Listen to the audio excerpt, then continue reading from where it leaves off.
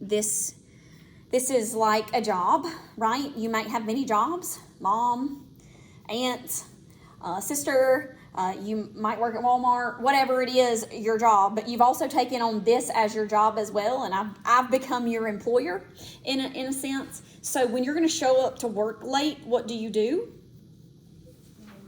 You call them and you tell them you're going to be late. I don't care if you're going to be late, but courtesy is just text me on Remind or send me an email. I don't care for the reason, but if I know you're going to be late and we may not be here or whatever, then I can let you know that before, you decide to drive all the way out here with a flat tire, okay? So please let me know if you're not going to be here. All right. This is English 101.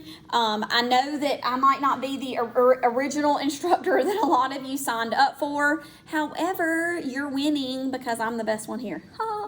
Okay, so quick, come in, sign in, and grab each of those sheets of paper. I think it'll work out well for all of us. We're going to start with these 2 sheets of paper that you picked up in the front of the class, which is the course calendar and the assignment checklist. Okay, so pull those 2 out. Basically, these are the same documents. I don't know if y'all like a checklist or not, but like I make a checklist and put things on it just to cross it off like I've already done. So this is a checklist for you. These are all the assignments that we'll be doing this class. Nothing will be added, nothing will be taken away. So use this as, a check mark. If you've already done your Remind account, check it off. If you've already signed in to Turnitin.com, check it off. If you've already done blog 1, check it off, so on and so forth. This also gives you the due date, when things are due, and then where you turn that assignment in, okay? So there should never be a question.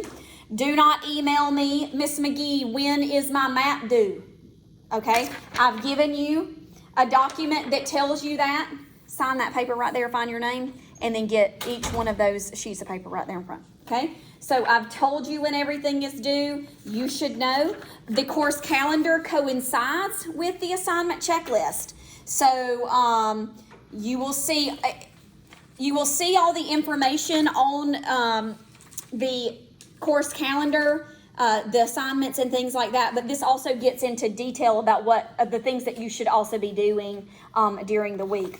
Now, if you go in our Blackboard course and you go to the announcement section, I keep you up to date on your announcements. Every Monday, I'm going to email you all the things that you should be doing and anything that's changed or been amended, okay? So make sure that you're checking these weekly. I also post things in there. This will come to your email as well as your announcements in Blackboard. So make sure you're checking those, okay? On the course calendar and the assignment checklist, you're also going to see the policies for assignments, okay? All essays should be submitted on their due date to Turnitin.com. That is why it's very important that you have a Turnitin account that is linked to our class. Late essays should be emailed to me, and they are subject to a 10-point per day penalty. And then after 5 days, that opportunity is gone for you, okay? Blogs are due on Fridays, except for blog 1, which is due today, okay? I'll go over how to do blogs in just a second, but if you have not completed blog 1 today, you need to do that or you're going to be dropped from the class, okay? So go complete blog 1, and then blog 2 is due by Friday. Those are very simple paragraph style blogs.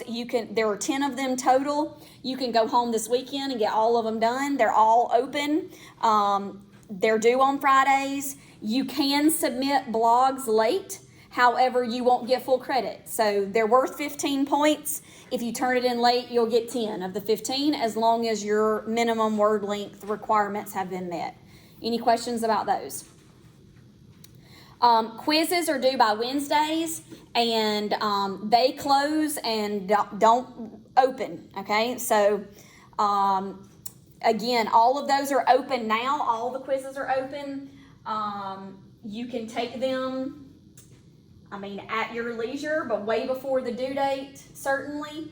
But once the Wednesday passes at 11:59, they disappear and you can't get them back, okay? So go ahead and do your block. Don't wait until the day something's due to do it, okay? Because usually what happens is the day something's due, you have a catastrophe happen, right? And then I get an email that says, Miss McGee, my so-and-so died and I can't do my quiz. And my response is going to be, I'm really sorry about that, but I can't help you, okay? So make sure that you're doing these and keeping up with these assignments. Your first quiz is not due until June 1st, so you got some time. And these are really simple quizzes, okay? And probably you can do them without the textbook, but, you know, I encourage you to get the textbook. Process work. So all maps, outlines, and rough drafts can be turned late for full credit, but you just don't get the feedback. So for instance, tonight your map 1 is due, okay? Let's say you don't turn in your map 1 tonight and you turn it in tomorrow. Well, you still get full credit for the map, but I'm not leaving feedback. Does that make sense? So if you want my feedback on all of your work, then you must submit it on time. Okay.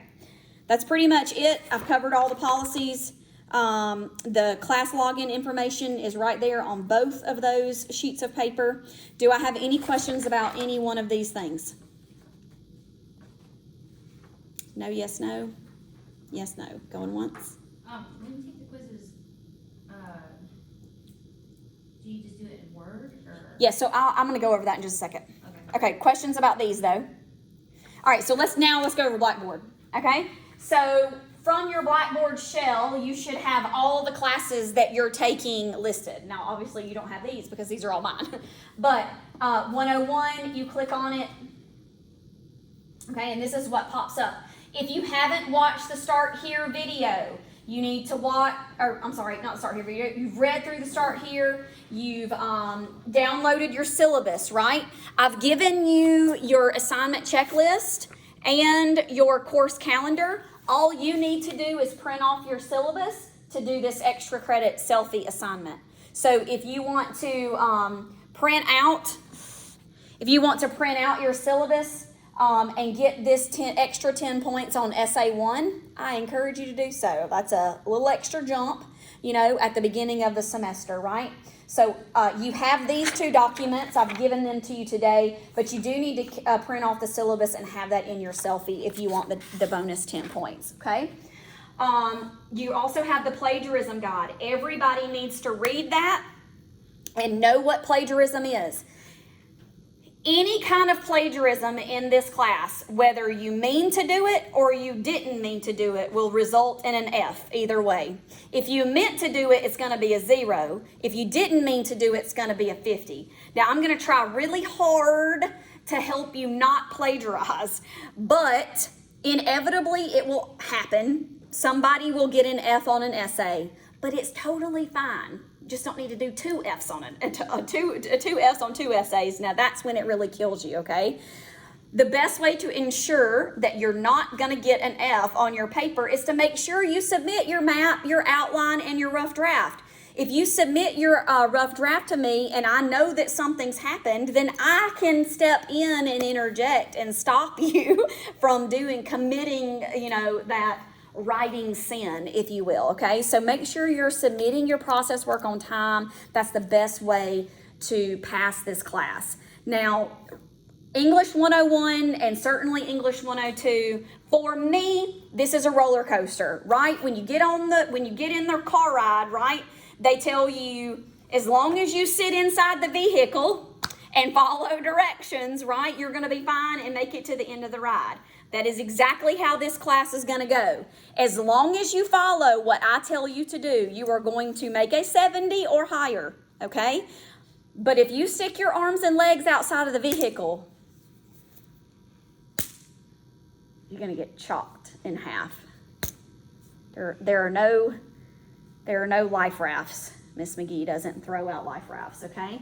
So make sure you're following directions. And make sure, you guys, my office, if you leave this classroom and go straight across the hall, my office is the first door to the right. If you're ever having any problems, I expect to see you in my office. We can spend all day together. I will help you write, do whatever you need to do, but it's your responsibility to tell me when you need help, right?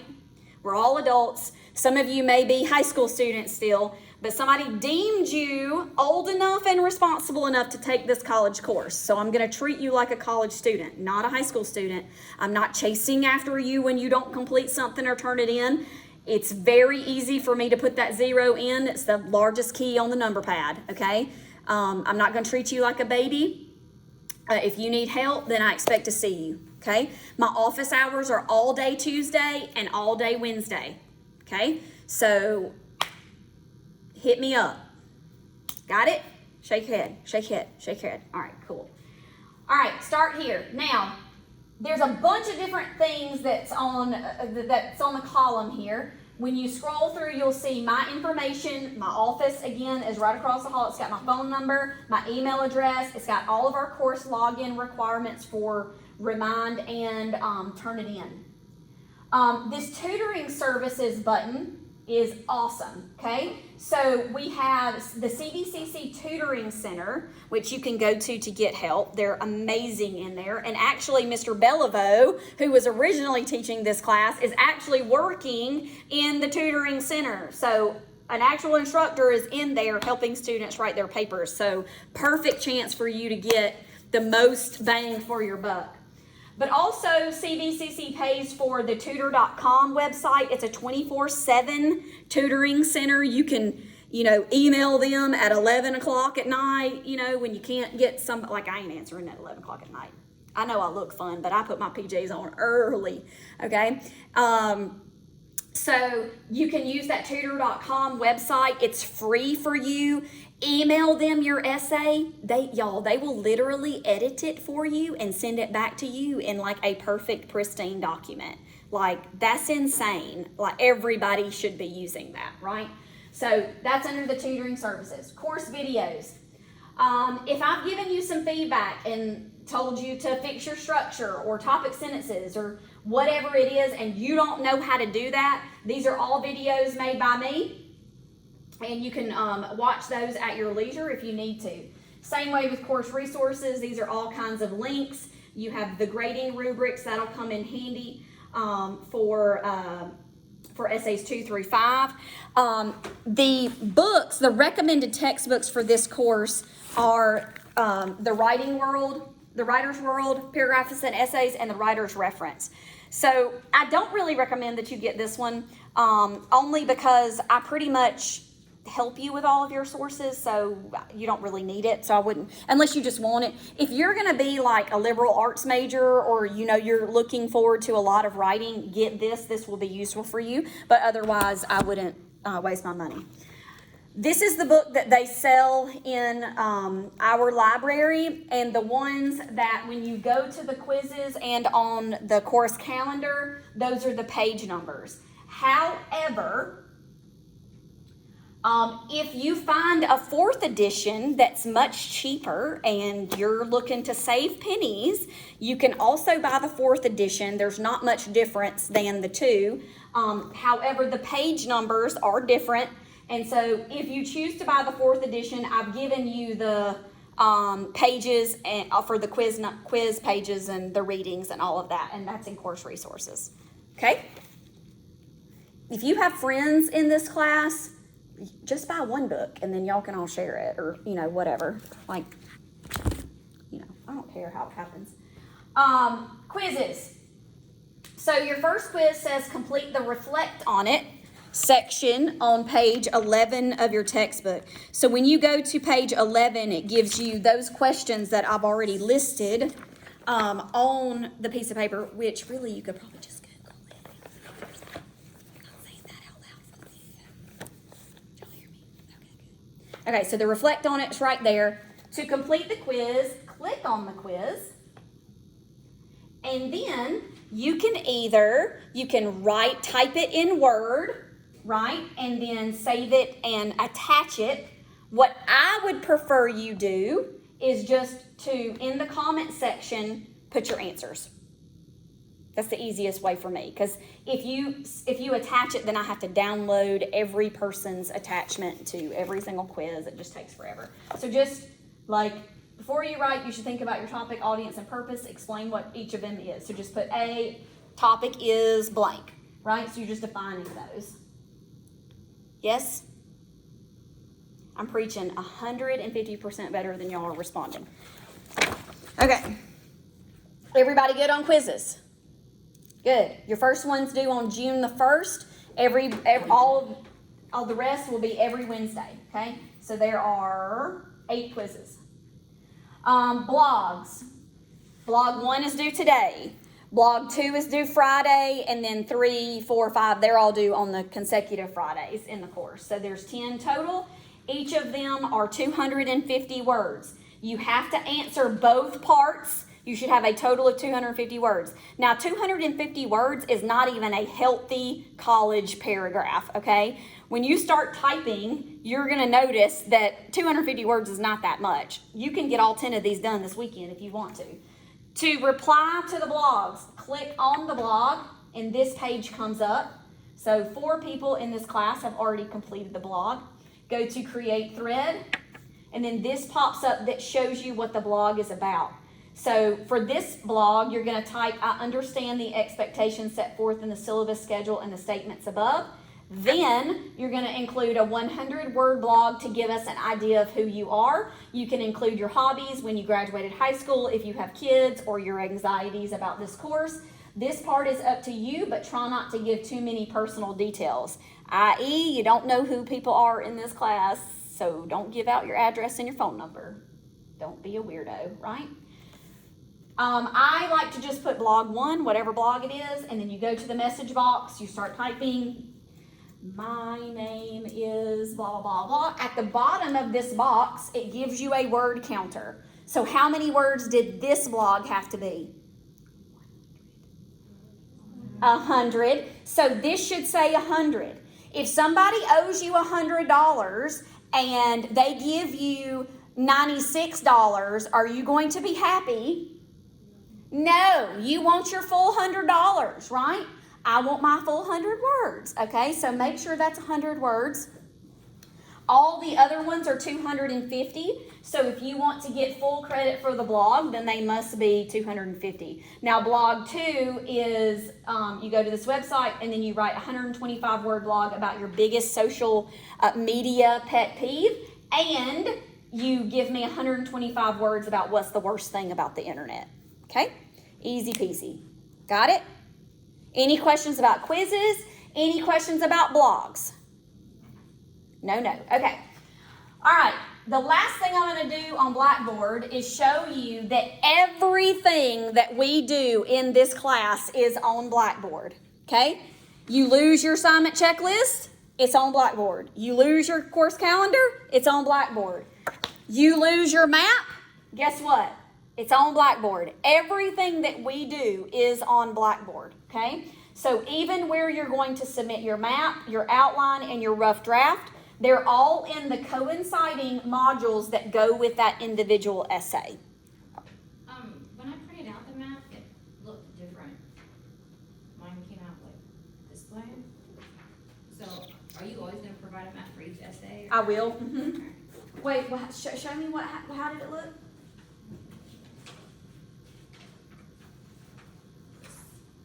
Oh, yeah, see, it just distorted it.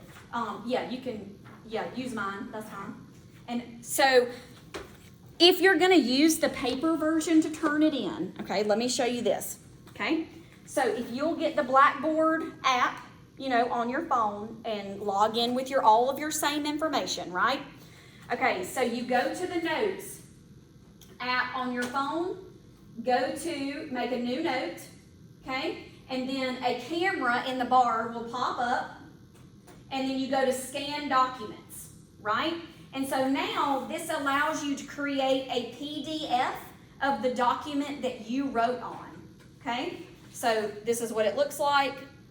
Then you can upload that into Blackboard in that submission. So when you click here, it's going to want you to browse local files, and then you just attach it, okay? Now, the reason why you can't just snap a photo of it is because Blackboard won't allow me to open up like JPEGs. Like, I can see them, but I can't read them. Does that make sense? So for me to give you feedback and for you not to waste an assignment, scan a document, or you can go on Blackboard, go back to SA1, open up the map.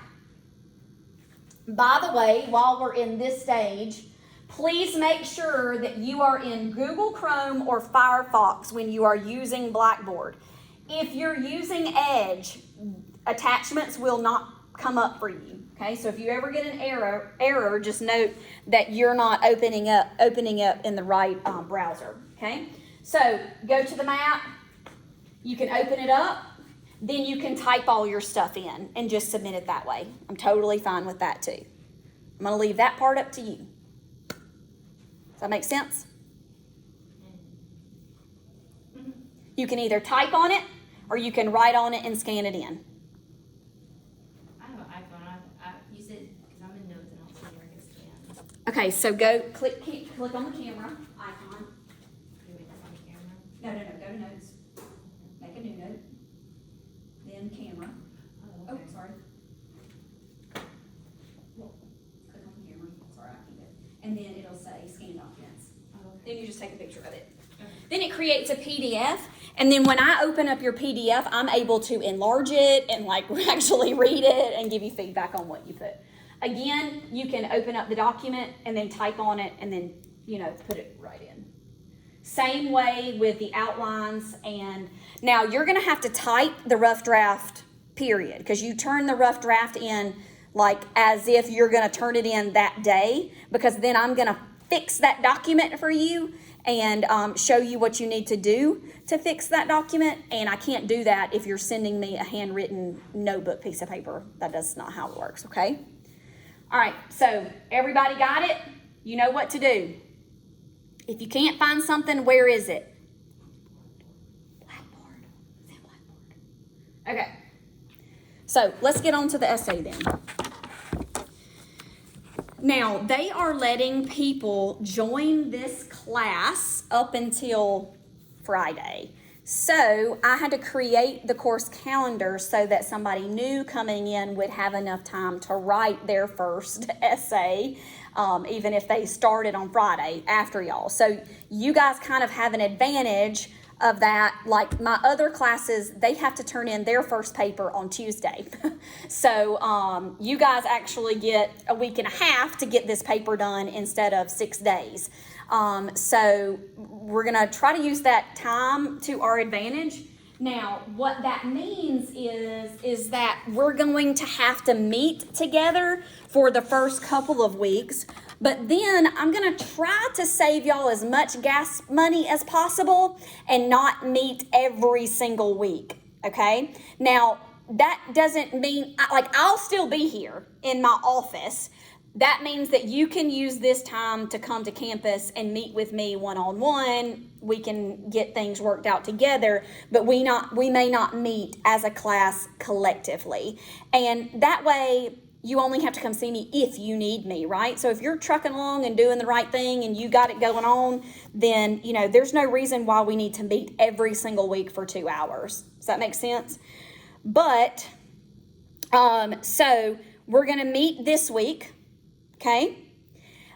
Next week is going to be optional, but I strongly suggest that you come with your rough draft and get it checked, and you and I can read it together.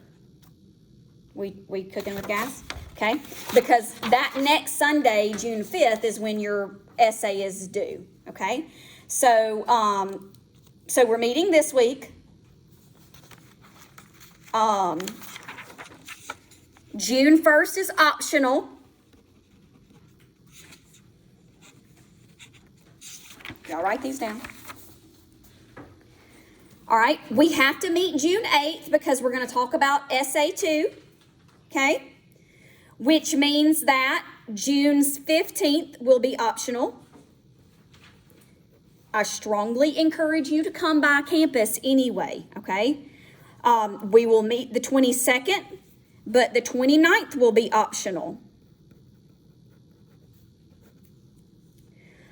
We will meet July 6th, but the 13th will be optional. we will meet, and then we will meet for, yes. Yeah, we'll meet the 20th. So that gives us 1 today, 2, 3, 4, 5 class meetings total that you definitely need to be here. The others, I will let those be optional. However, if you want to get the best grade possible in here, I strongly suggest you come by my office and see me, okay? That is the only way to ensure that you're doing the best possible. The days that is optional, you want us to go to your office? Yeah. You said it was down the hall. It's like directly, like if you leave this door, the door to my office is right there. It's like the first door on the right. 116, yeah. Yeah. Okay? Has everybody got any questions about that? You're not gonna be annoyed if I come to every single class, because I'm not comfortable, I mean, I'd rather come to every. No, I strongly suggest you do that. Okay. And some meetings, we might meet for 15 minutes. It's just because it depends on how much you need me, right? So, no, I mean, I am open. Now, the only thing is that on Wednesdays, I have class before this for 2 hours. So, like on Tuesdays, I have no classes. I'm here all day long. So that's pretty much the best, day that you could come in my office anytime and get me and keep me and stay with me for however long you needed to. Okay.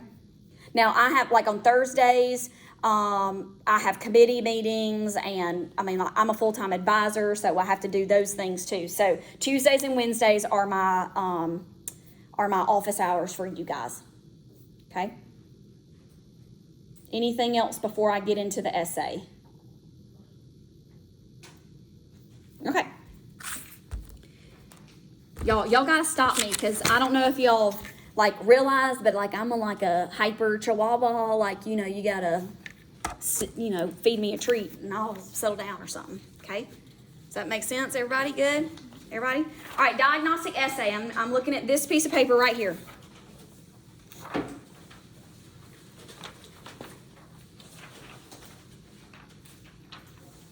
All right, the diagnostic essay allows me to offer you some feedback on your writing at the beginning of the course, and also to make sure that you are following standard writing protocol for English 101.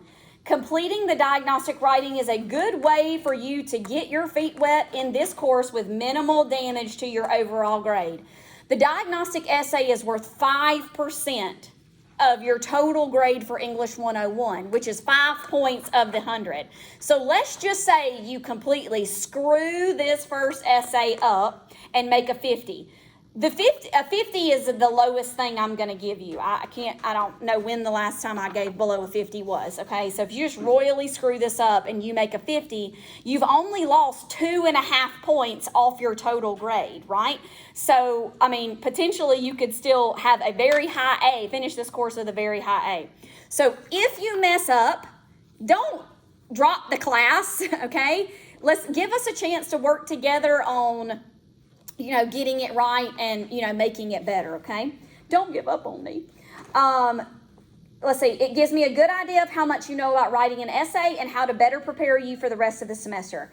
Please make sure you pay attention to the main goals and reminders. Okay, so the topic for this essay, and I'm going to give you a lot of topics for essays, or I'm going to give you some parameters for topics. When we get to essays 2 through 5, I'm going to let you pick topics within parameters so that we all have different ones. But for this one, I've written your introduction and your conclusion for you, which means you only have to write the 3 inside body paragraphs, okay? So our topic for this class is many students make choices that hinder their ability to learn and successfully pass a course.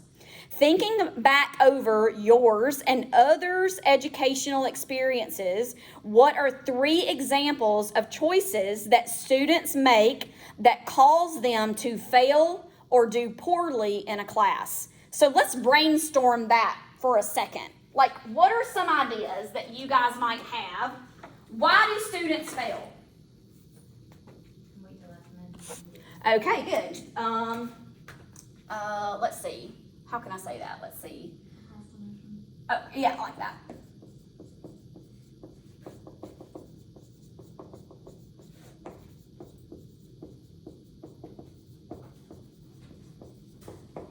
What else?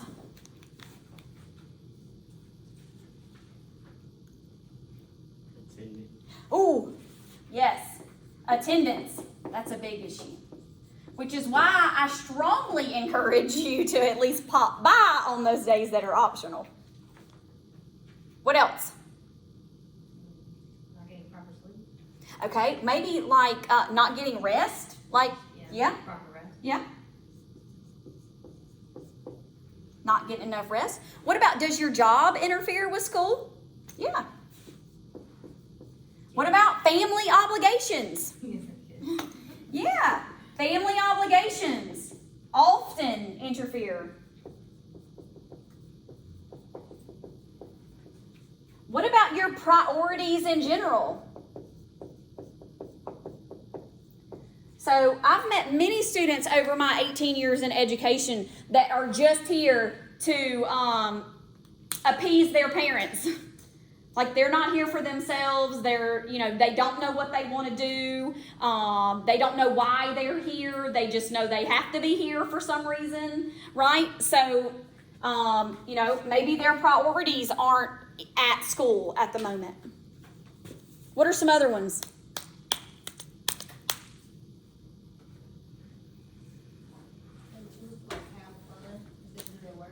Okay, so that could be priorities.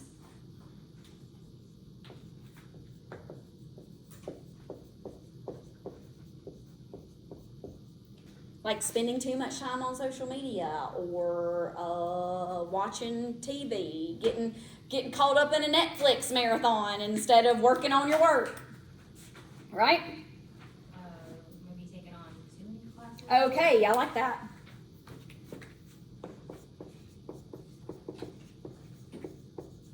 Let's go with responsibilities, and I'll tell you why we'll do that. Because we can break this down into classes. We can break this down into also jobs. We can break this down into familial commitments. Familial. There we go.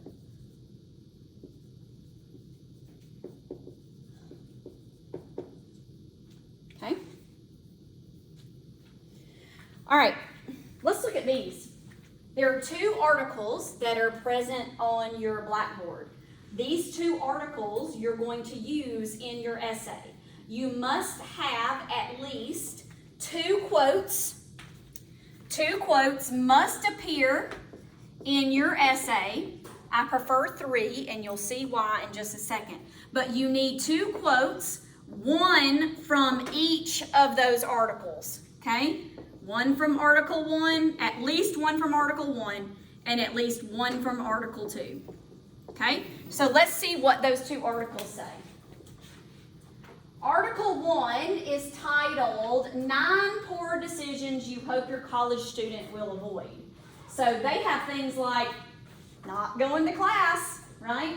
Not getting involved on campus. Not buying textbooks. So that's something that we didn't put up there. Working too many hours at a job, hoping to find enough time to study, failing to connect with his professors and advisor. That's a big thing. Not getting help, not taking ownership of choices and their life, avoiding hard things. I like that one. Okay, so those are 9. So whatever you choose, you do have to find some expert opinion to back up what you've chosen. So a lot of these would fall in under something that we've already seen, or something on this website might have jogged you to think about, some other reason. All right, same way for the second article, which is 10 tips for getting good or better grades. Now, this is a positive written article, but you can use it however you want to, right? When you're quoting from a source, you only use the stuff that you need in your quote. You're not quoting an entire sentence or an entire paragraph, okay? You're looking for something less than a line long that only proves what you need to say. So these things say, attend all your classes. Master your professors, okay? Like understand the course expectations and communicate when you're struggling. Stay organized, use your time wisely, become noteworthy, etc. Okay? So your job is you're going to use these 2 articles to find how you can justify your topic sentences that you use in your essay. Okay? All right. So remember that you're going to write this essay from a student's perspective, not your own. Also, you should never use a particular person's name or any other identifiable specific information. Write from a general student's point of view, right? So if you get into the explanation portion of the paragraph and you want to maybe mention an anecdote about this terrible teacher that you once had, you're going to write that in the reader's perspective, not your own, okay? So students may encounter, not I encountered. Does that make sense? Everybody? The introduction and conclusion have already been written for you. You will need to fill in the header information, the thesis in the introduction, and restate it in the first sentence of the conclusion and the 3 body paragraphs to the essay. The Essay 1 document is on Blackboard. Okay? If you scroll to the bottom, it says Essay 1, Template with Introduction and Conclusion. So when you click on that, this document is already in MLA format. Do not change it, okay? You will need to put your last name in the header, okay? Then you will fill in the student name. Oh, God. You will fill in the student name, keep English 101, take the online off because that didn't happen. Keep the McGee, change the date to the date that the essay is due, okay? So this one is due June 6th, so just put June 6th right there. Now, everybody will have to give their essay a title. You make it on your own, okay? Here's the introduction. As COVID-19 hit the world in late 2019, students all over the globe had to change the way they thought and completed their college courses. Many students had a hard time adjusting to this new way of learning and are just now getting back into the swing of things as far as their education goes. College life has certainly changed in the last 3 years, but the way students learn and thrive has not. Certainly in the overall way students make choices in the classroom. Today's students often make choices that cause them to do poorly in the classroom setting. Students are often looking for ways to do better in class and with their grades, but habitually make mistakes that get in the way of that. Some uncommon mistakes students make are not buying textbooks, failing to connect with teaching staff, and avoiding hard classes. However, there are some common choices that a lot of students make. 3 common examples of choices students make that cause them to do poorly in class are blank, blank, and blank. That's where you decide what you're going to put in. Okay? Then you're going to type in body paragraph 1, body paragraph 2, body paragraph 3, and then you're going to fill in the same order that you put your 3 examples in the thesis. You're going to put those there in the conclusion. Okay? Questions about that? Every paragraph gets indented. Make sure of that, please. Okay? All right. Here are some main goals for the essay. Develop a plan for the essay by mapping, outlining, and rough drafting, which we're going to do the mapping today together. Topic sentences for body paragraphs 1, 2, and 3 should validate and mirror the thesis statement. Create 3 organized body paragraphs that focus on one main point each and divide your essay into manageable sections for your reader. Provide specific, effective examples and explanations for your 3 topic sentences. Here are some reminders for your essays. Use multiple examples and explanations to highlight and prove the topic sentences. Each paragraph should be a minimum of 8 to 10 sentences. Now, the way grading in this course works is a minimum gets you an average grade of 70, okay? A B is above average. An A is exceptional work, okay? So if we want more, we have to do more, okay? Here's the thing in English. I have to justify every grade that I give. Not only does my boss pull the essays in which I grade, but the state pulls the essays that I grade, and then SACS, our national governing body, also looks at the grades that I'm giving, okay? So when I give you an A, it has to be a justified A.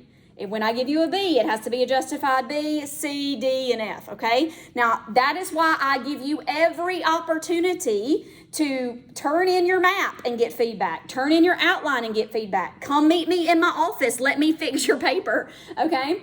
Go to the tutoring center. Turn in your rough draft. Get feedback and help, okay? So I'm trying to help you where I can. But again, you guys have to meet me, halfway. Does that make sense?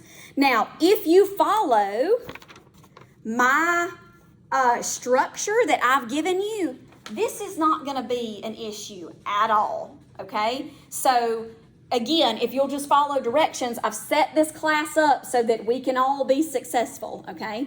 We might not all be successful with A's, but we can all be successful with passing the class, okay? So, 8 to 10 sentences minimum. The complete essay should be written in third-person point of view. That means that you cannot use the following words. I, me, we, us, you, your, our. Now, I know in your head you're thinking, oh, Miss McGee, why would you need to tell me that? Okay. This is tougher than you think it is, right? Because everything that we explain today in our society, we put ourselves in it, right? You got to take yourself out. Remember, this is from the student's perspective in general. So we're not giving our opinions at all. We're using the facts based on this research from these articles to back up what we say in our paper. We're not using our own facts and opinions. Does that make sense? Hopefully, okay. Don't write with contractions. So that means anywhere you want to put can't, that should be what? Cannot. Anywhere you put don't should be what? Do not. Don't get hooked up on this. Okay? Because that is, you are, and you can't use that. Okay? Got it? Use your critical voice to explain and describe your topic. You are not talking to me. You are speaking in a critical voice where you are explaining your examples, okay? And that won't be hard, again, if you will just continue with my verbiage from the introduction and then stick to the outline that I'm going to give you, okay? Follow all MLA guidelines, double space with an info block and a header, 1-inch margins, avoid spelling, mechanical, and grammatical errors, avoid awkward or incorrect wording, don't use slang. This is not a word. Basically, anything that you would say through a text or social media is not going to be good in this class, okay? Please make sure that don't use this word. This is a terrible word, okay? Very. That is a terrible writing word. Do you know why? Why would you think so? If something is very cold, what is it? Freezing. If something's very big, it's what? Huge, gigantic even. There's always a better explanation than very big. I don't know what that is, okay? Like, to my 4-year-old, I'm really tall, but I'm 4'11", so in the world, I'm actually really short, right? Very does not qualify or quantify anything. It doesn't tell me what it actually is. So if something is very big, it's gigantic, it's huge, whatever, okay? But it's not, a class is not very hard. It might be for somebody, but it's not for all people, right? So be very, tough on your word usage. Make sure that what you say can be proven, right? You can't just say anything in an essay and because you said it, it's true. Not like in the world today where you can do that on social media. That's not how writing works. You have to be able to back up what you say with facts and statistics, okay? All right. You should always write your essay for an educated, informed audience who is not in this class and may not be familiar with the terms or examples that you may use. You will need to summarize key ideas, define any terms that might not be familiar, and choose appropriate diction to help your reader understand your topic. Let's go through the timeline real quick before we get into how to write the essay. Okay? So, looking at your assignment checklist,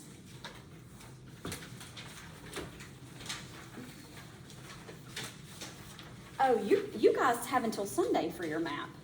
Oh, lucky you. All right, so your map is due on Sunday. See, all of my other classes, their maps are due tonight, and their outlines are due tomorrow, and their rough drafts due on Sunday, and their papers due on Tuesday. So you guys, y'all have it so lucky, yes? All right, outline is due on 0601. Which is, what day? Wednesday. So, next Wednesday. Now, if you come see me in my office next Wednesday, go ahead and have already submitted your outline and bring your rough draft with you. That's going to be your best, because then I can correct the whole thing. If you send me your outline, that's just a rough sketch of what you have. But if you send me the end, if you come with your end product, then I can really get after it. We can make it better, okay? Your rough draft with the works cited page is due on the 3rd, which is a Friday. Now, these assignments are not due until 11:59 p.m. in Blackboard. So what's going to happen is Saturday morning, even though I'm not getting paid to work, I'm going to work for you. I'm going to get up and I'm going to read everybody who submitted their rough draft and give you feedback. Your job is to then go in and make changes to your rough draft because Essay 1 is due Sunday the 5th. Okay? So this is to turnitin.com, which is why it's really important that you have a turnitin.com account before you leave today so that you know how to use it. Now, Turnitin is very finicky. If you get on Turnitin at 11:50, you are not guaranteed to have your essay turned in on time. So, y'all, have your essay, have this done way before time and come see me, and then we can fix it and submit it together on Wednesday, and then it's beautiful and done. Okay? Everybody good on the timeline for the essay? Now you have quizzes and blogs and all of those things in between all of that. That's all on the assignment checklist. Once you get this map filled out though, you're smooth sailing. The map is the hardest one. Okay? All right, so let's look at the map real quick. I've already filled in all of your topic sentences for each body paragraph for you. All you have to do is finish them. So, body paragraph 1 starts off like this. One example of a choice that a student makes that causes them to fail or do poorly in a class is when? Finish that sentence. When they procrastinate, period. And the reason why I say period on that is because in your explanations, then you can break down all the things they procrastinate on. They procrastinate on going to bed. They procrastinate on doing their assignments. They procrastinate on meeting with their professors, whatever it is. You see what I'm saying? If you'll keep the topic sentence pretty general, then in your paragraph, you can add more examples. Okay? All right, number 2, we'll start like this. Another example of a choice that a student makes that causes them to fail or do poorly in a class is when?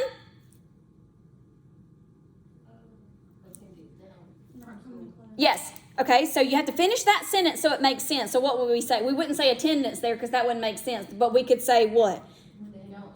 When they do not attend class. Yep, so take that contraction out of there. So when they do not attend class. Okay? And then your last topic sentence, again, in addition to the previous examples, a final example of a choice that a student makes that causes them to fail or do poorly in class is when? Lack of grace. Okay, they have a lack of. Let's do this, because see, there are a lot of things that you can like put together, right? Like I said, procrastinate, then you can break it down. If we choose to say they don't have their priorities in order, then we can break this down into their rest, their obligations, them putting fun over. Look for ways that you can kind of combine these so that you can make your paragraph more explanatory and give more examples. Does that make sense? Okay. So once you've filled in the things that you want to use, then you're going to break this down. Okay, so the first box in each says effects of the example on the student. Okay, so when you don't attend class, what are the effects of that? Okay, you miss important lectures. What else? You get behind. You lose the opportunity to ask questions. Okay, you miss out on peer relationships. There's 4 things that we just named there. Okay, so go ahead, name multiple effects of the example on the student. Now, you're not going to tell me that the effect on the student is that they're going to fail class. Okay, why? I can't tell y'all over the 18 years how many students I have that I see on the first day of class and that I never see again and they make an A. I mean, some people are just gifted like that. I never was. I went to every single class and sat on the very front row and asked a million questions, right? But you do have that occasional person where none of this affects them, okay? So don't tell me that every time a student does this, they're going to fail. That's just not true. So give me the true effects of the things that could happen should they not attend, should they not have their priorities in order, should they not, should they take on too many responsibilities, okay? Second box says quote from source with in-text citation. So let's go over that. Now, the reason why I said there's a 2-quote minimum, that means that potentially one of these middle boxes does not have to be filled in. I strongly suggest you go ahead and find 3 to support it though, because that enhances your sentence count and it's just easy to pop it in there. There's no reason why, you wouldn't do that. Okay, so what the quote with the in-text citation is going to look like. All right. I hope y'all got that, because I just erased it. If you'll look at number 4 on the back of your diagnostic essay, okay? The box on your map, every box should start with studies show, comma, and then open quotation. So then you're going to go to the articles that we found, okay, or that we had. No articles, you can only use these 2 articles, okay? Don't use any other articles. All right, so you find something, let's say we're looking at the attendance one. Attend all your classes. So I can say studies show, let's see. One of the benefits of going to college should be that you form a mentoring relationship with some of your professors. That's not going to happen if you don't attend classes. I could copy that entire line. Now, I know that that contains the you and the your in it, but that's fine if you're quoting.